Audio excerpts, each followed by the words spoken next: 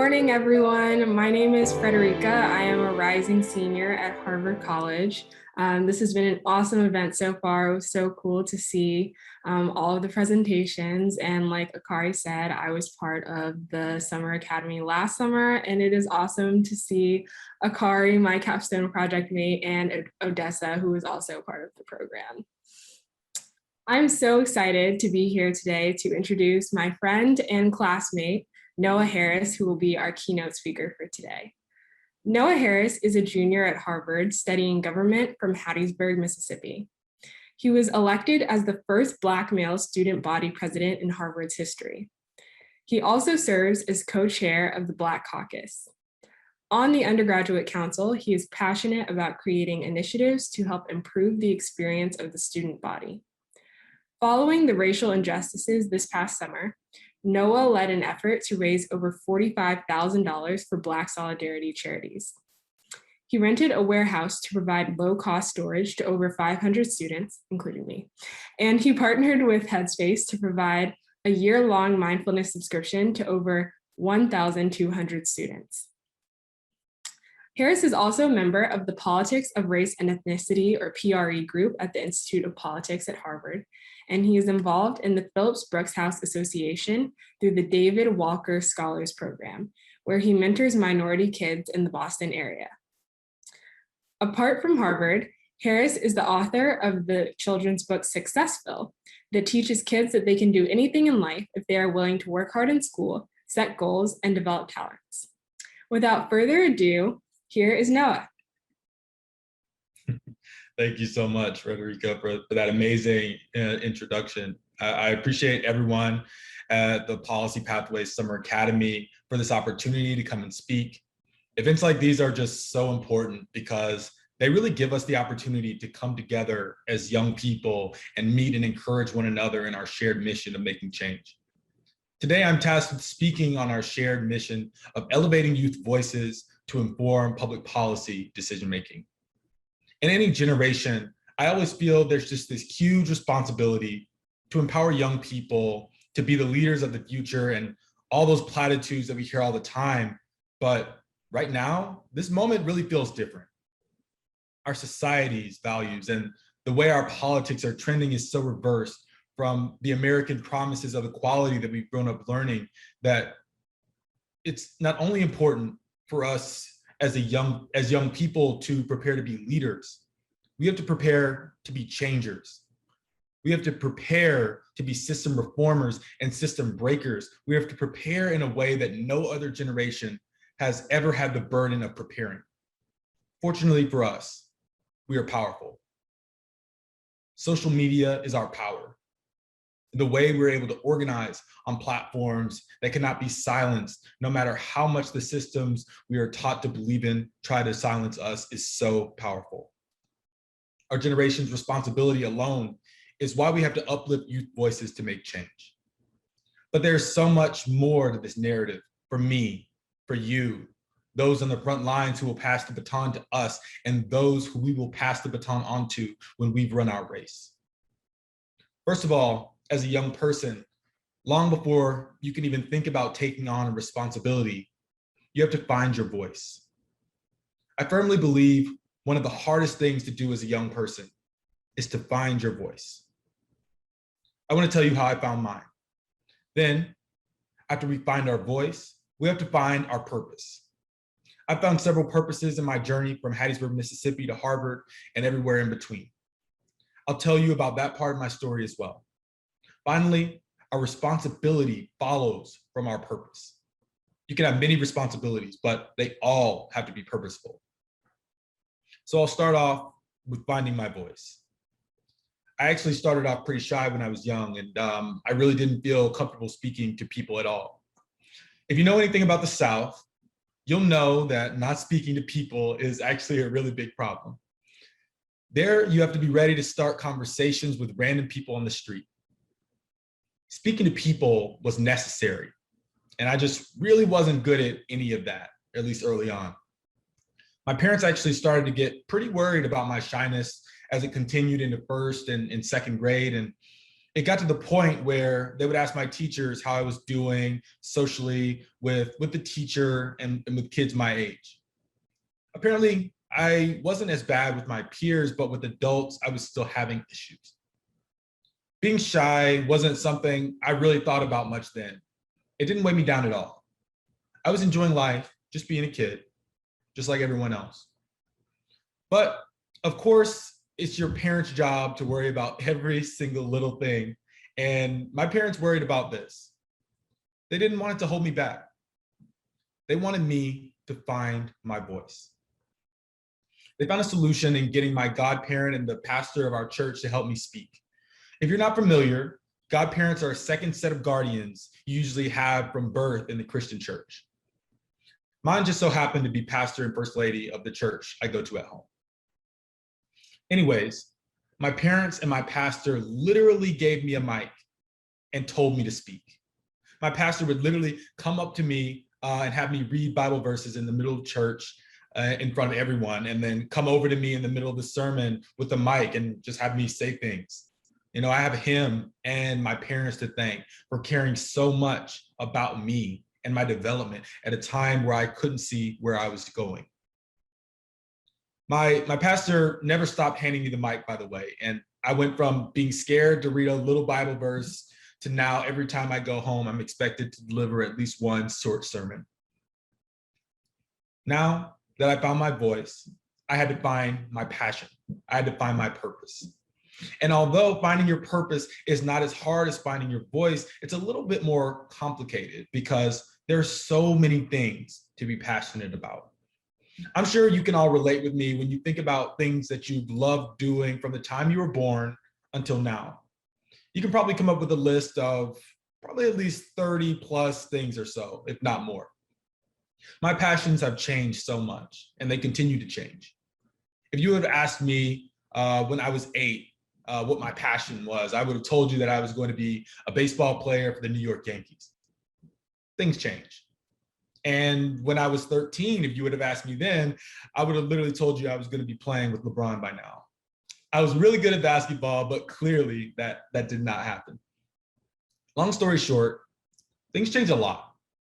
And it takes a coming of age to really determine what your passions are. One thing that I've loved since I was little that hasn't changed was the joy that I get from helping other people. If you go back to that mental list of 30 plus things that you've been passionate about in your life, if any of those things have lasted for more than, say, 5 to 10 years, it's probably a real passion. That might be where your purpose lies. Finding my purpose started at home in my community. The city of Hattiesburg and the Oak Grove community in Mississippi have built me up. I've lived there in the same house for my whole life. The community is so tight-knit. The people there have taught me the importance of service. Now I'm literally wired that everywhere I go, I have to have this responsibility to leave that place better than I found it. Naturally, after growing up in that community and entering high school, it was time to think about college. Initially, I really thought that Harvard was not possible for me. As a young Black man from Mississippi, I had never seen anyone go to an Ivy League school. I was convinced those schools were for celebrities and other geniuses with perfect test scores. It took my mom, who's been in education for over 25 years, to convince me Harvard was not looking for perfection. They were looking for students with passion and drive. Because of my mom's encouragement, I applied and took the leap from Hattiesburg to Harvard. 3 years have passed, and I literally went from considering not submitting an application to being the first Black man elected student body president in Harvard's 385-year history. As my improbable circumstances landed my story in the headlines of national news outlets like CNN, Good Morning America, and USA Today, I could only help but question how I came to this point. It turns out my mom was right. There was no ideal mold for a Harvard student. But that didn't stop me from starting to second guess myself in that elite environment. I thought when I went to Harvard that I had to become a Harvard student. I thought I had to take harder classes or join this club to prove myself. For a while, I actually thought I had to join the mock trial team since I wanted to go to law school. Harvard sent out this questionnaire asking what our extracurricular interests were leading up to the Visiting Students Weekend called Visitas in April of my senior year of high school. I was stuck between the mock trial team and student government. Looking back, this was not important at all. They probably just wanted to see what the incoming students were interested in. But in that moment, I felt like I was making a huge decision before I had even stepped foot on campus or graduated high school for that matter. I was caught making my first decision of college between what I thought would make me look good for law school or what I was actually interested in doing, which was student government. At that moment, I was thinking too much about what other people might have wanted me to do instead of just doing what I really loved. What I had to realize is that I already was a Harvard student. They chose me for me, not for some assimilated version of myself that I could ever try to become. I had asked myself what I really wanted to do, and that was join student government. But how was I supposed to join student government at a school where every single person was class president in high school? Well, not everyone, but just about everyone. Right then, I could have said, it's good enough that I'm at Harvard. It would have been so easy for me to just say, let me not run, let me not do this, because it's probably too difficult. But I made a decision then and there not to allow the fear of failure to dictate my decisions. I decided that I would rather fail trying to do what I wanted than to never give myself a chance of success and always wonder what it would have been like to try. Because of that decision, I was only a little intimidated when I found out I was running against about 20 other amazing people for just 3 spots in the freshman student government elections. After campaigning like crazy and knocking on 500 doors all over Harvard Yard, I earned one of those freshman seats. And it felt great. And to think, becoming student body president all started with just a little bit of encouragement, a little bit of faith. It all started when my parents encouraged me to apply, and it continued when my freshman classmates had faith in my candidacy. Because of that experience at Harvard and how blessed I was growing up to have supportive parents as well as a great school behind me, I always wanted to give back to those in my community and others like it who did not have that same opportunity. This is where I found my purpose. There are so many kids all around my area that are so talented, but maybe they didn't have the people in their lives who helped them speak or encouraged them to apply to a school that they didn't feel they were ready for. In Southern Mississippi, where there's not much opportunity, it always seems like you have to be the first to do something if you want to succeed. It's hard having to do something that you've never seen anyone do before. When I applied to Harvard, when I ran for student government, I had to be the blueprint. I found my purpose in having the chance to go home and be the reason why being the blueprint wasn't that scary anymore. Now that I found my purpose, I realized my responsibility. It was to give back to my community by uplifting young people. I wanted to tell young people, just like you are enough, and to believe in yourselves, even when it's hard. The thing about responsibility is that it just flows naturally from what you're passionate about. Responsibility is the action that you take when you know what you have to do. It's that feeling inside every single one of you where you know that you have to make a difference in some respect. You know what you have to do. My responsibility took the form of a children's book called Successville because of how important a great education is to what we want to achieve in life.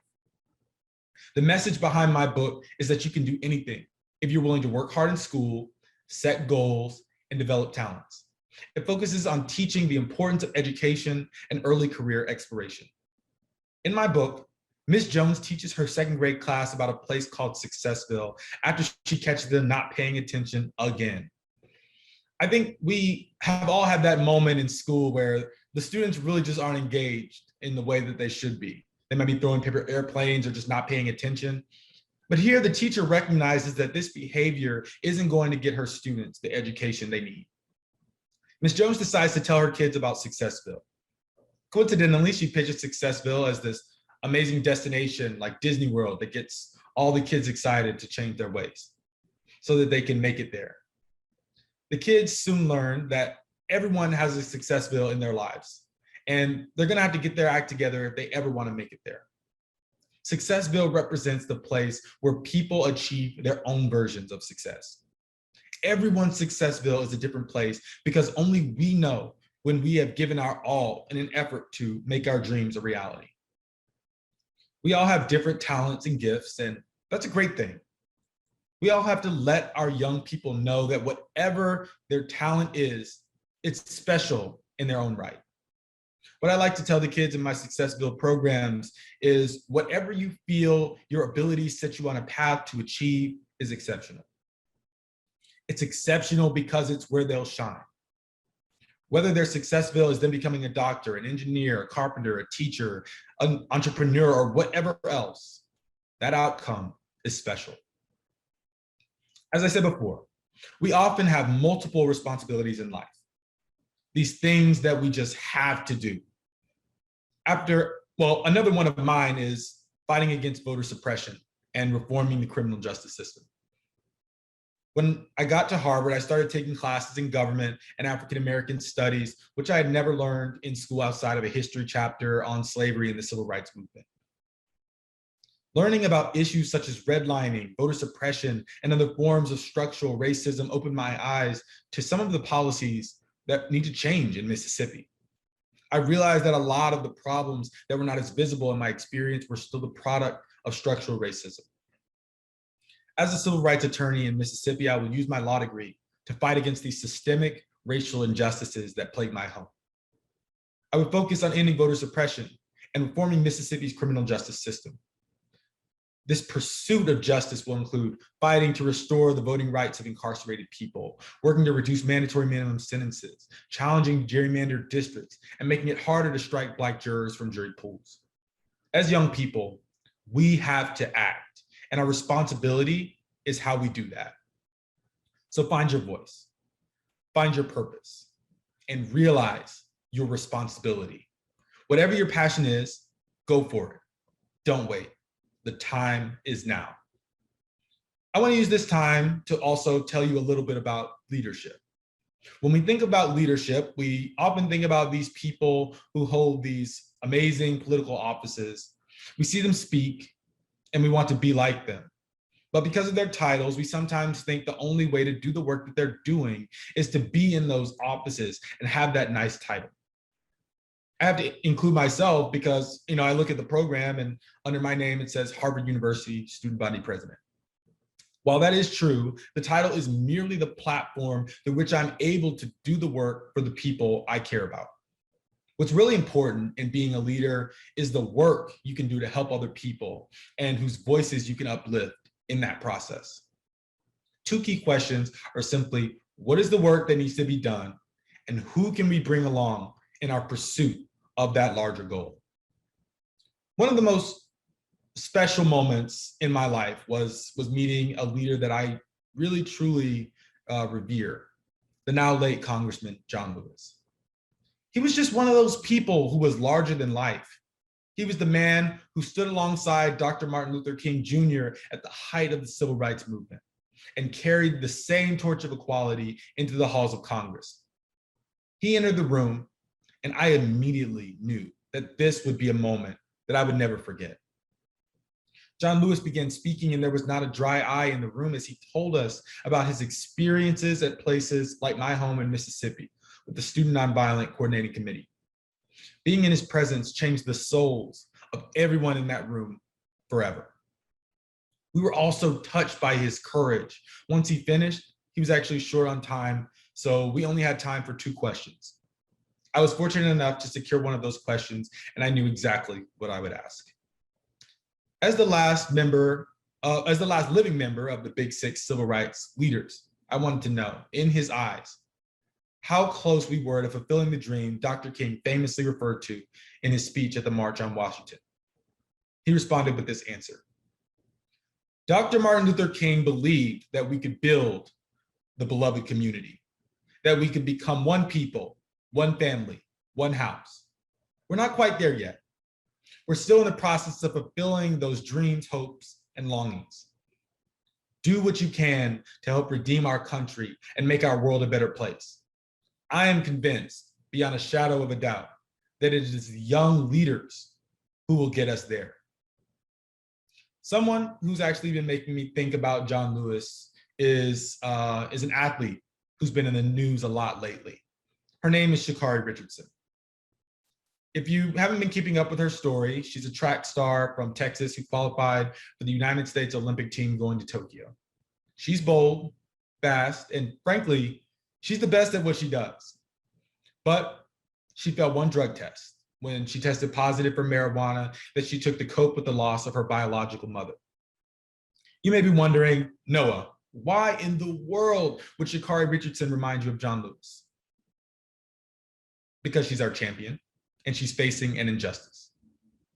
Recreational marijuana is legal in 19 states, Washington, D.C. and Guam.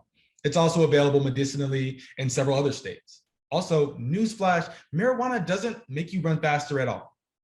If anything, it probably slowed her down. Sha'Carri Richardson is fighting an unjust law.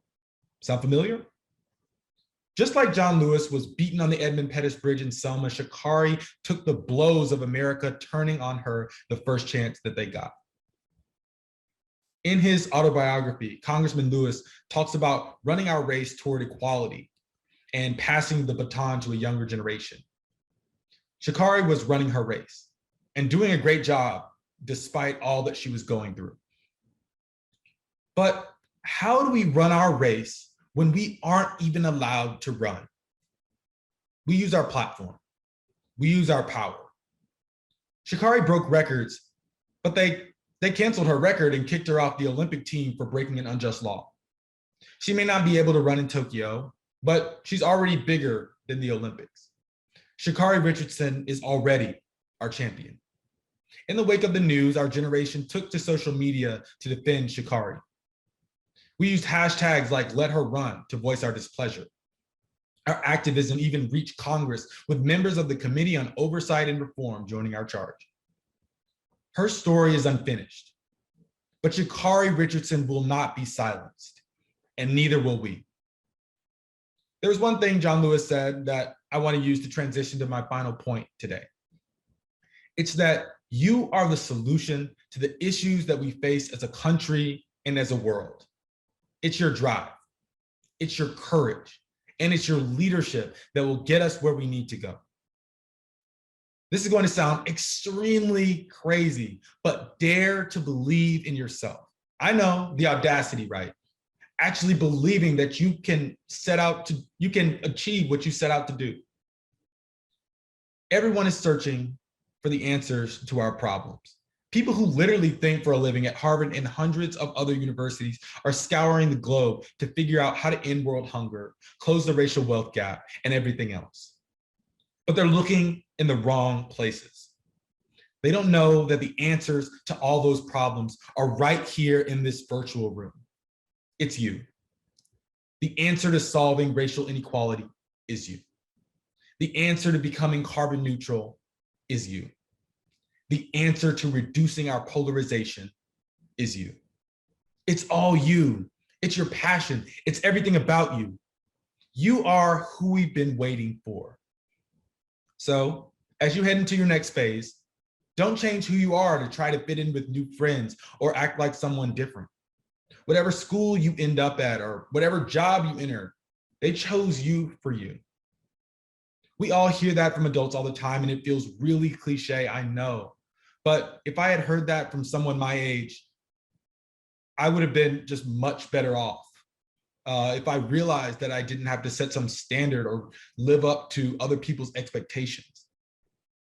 I'm telling you that now. Be who you are. You are the answer. Act like it. When in doubt, lead. When in doubt, speak up. When in doubt, stand up for what you believe in. You are stepping into a world that needs you. It needs your leadership. It needs your courage. You are who we've been waiting for. You have the power to change our world. Thank you so much for having me. I really appreciate it. It's such a great opportunity to come here and speak.